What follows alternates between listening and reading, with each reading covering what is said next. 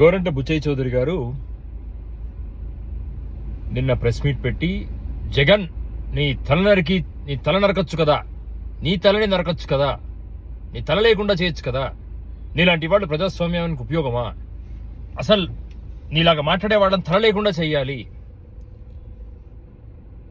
అవసరమా ముసలైనకి ఈ వయసులో?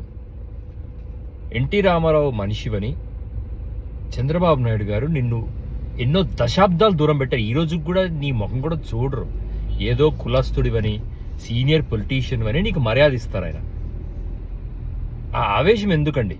ఈ వయసులో సరిగ్గా టక్కుమని లేలేరు. అత్తారింటి దారిలో ముసలాయిని లేచినట్లు లేస్తారు, కూర్చోలేరు.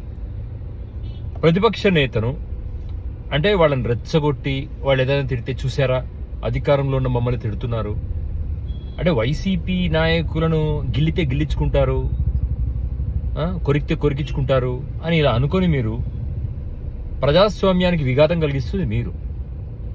ఎవరైనా ప్రజాస్వామ్యంలో మాట్లాడే హక్కు ఉంటుంది, కానీ పబ్లిక్గా మీలాగా తల నరికేస్తానని చెప్పే హక్కు ఉండదు. ఈ లాజిక్ మీరు ఎలా మిస్ అయ్యారు సార్?